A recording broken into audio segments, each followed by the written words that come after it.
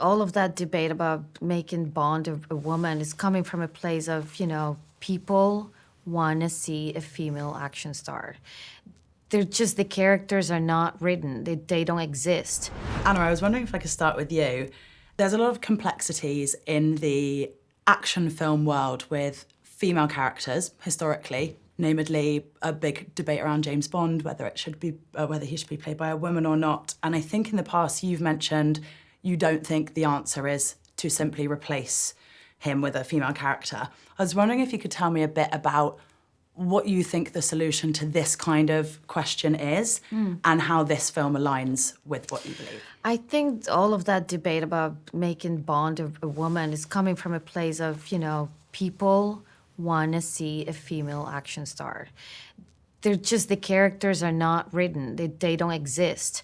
If that is what we have to fix, and I think that, and it's, yeah, that's what's happening. I think is we need more female representations in this kind of genre, and I hope, and I think, Ballerina proves that you can get a really intense, badass, fun action movie with a woman. I hope they also, it's like, I agree. I don't think there should be a Jane Bond. There should be a new character that is, there's such a want for it. Yeah.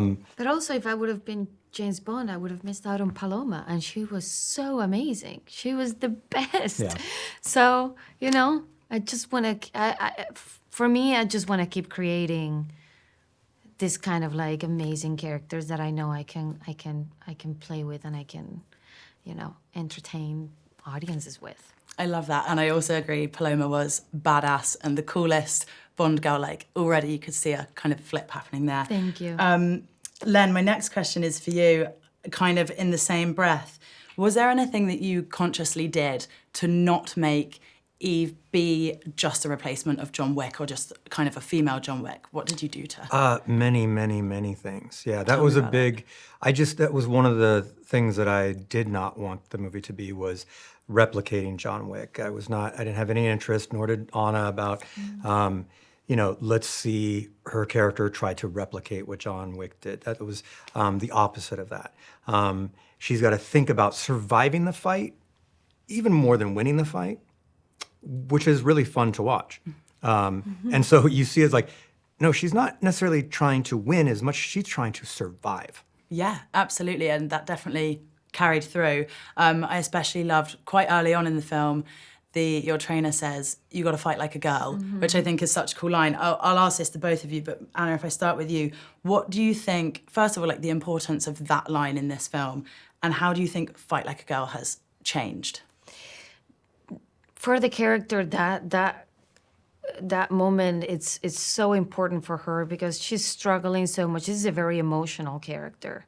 She's very wounded, and there's, so much pain and confusion in her, and she's so frustrated, and she's a perfectionist, and she really wants to do the right thing, and how do you as a woman turn that into something positive? Like, she is a woman her size in this men's world, and she has to deal with these guys. What can she do to, like Len said, to survive, to push through? So it's something that has been like derogatory and like very negative, and it's kind of like you joke about it and you make fun of women, and it's, in this case, it's like, this is the fuel, You can see her, like, her wheels turning into, I'm coming for you. You're not gonna, Yeah, it's really to put to reinvent the phrase. Yeah. So it's really taking something that is kind of thrown at you as a kind of tease and completely reinvent what the strength behind that.